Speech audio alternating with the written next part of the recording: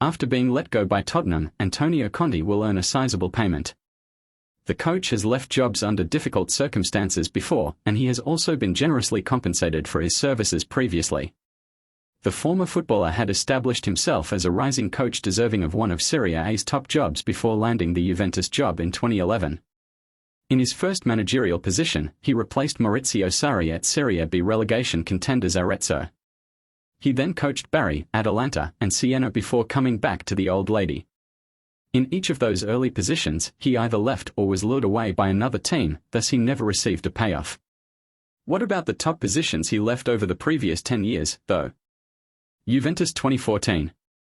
Juventus won their first Scudetto since their post-Calciopoli relegation during Conte's first season in charge. In his second and third seasons, they went on to defend their title, and in each of those 3 years, he won the Pancina d'Oro prize for best coach in Italy.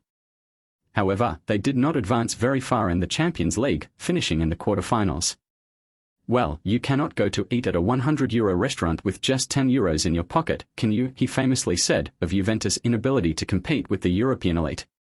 Despite his dissatisfaction, he agreed to a one-year contract extension in 2014, only to back out during pre-season and spare Juventus any payout. He was appointed the new manager of Italy a month later. I have grown as a person over time, and I made this decision based on my feelings.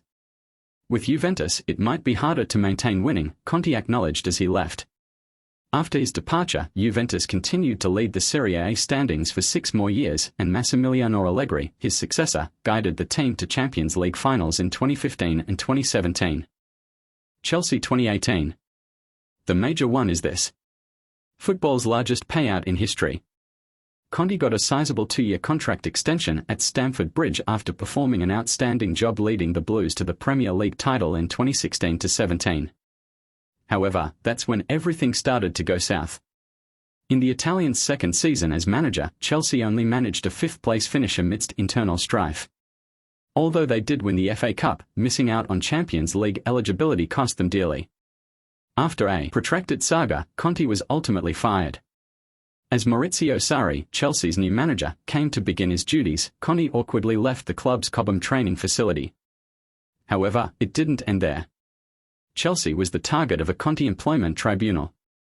The complaint of unfair dismissal is well-founded, employment judge Andrew Glennie declared. The respondent shall pay to the claimant a basic award of £1,524 and a compensatory award of £83,682, being a total of £85,206.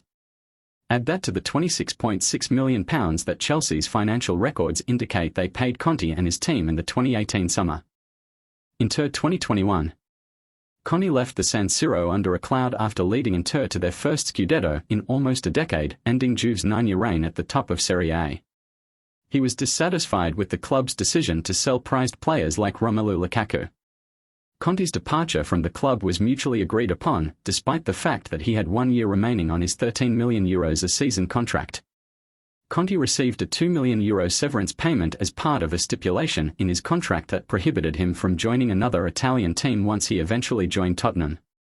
Italian comedian Stefano Corti doorstepped Conte in London when the entire circumstances became public. As a joke about his big payoff earnings, Corti gave him a Salvador Dali mask from the Netflix series Money Heist. "Yeah, but come on, it's not like that," Conte responded. "If you do a good job, it is only right that you do well. I work at the top and so what they pay me is fair."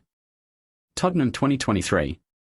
After Conte's remarkable press conference outburst, it took 8 arduous days before the news of his resignation from Tottenham was officially announced. "They are used to it here. They don't play for something important, yeah," the irate 53-year-old told reporters following Spurs' 3-3 draw with Southampton.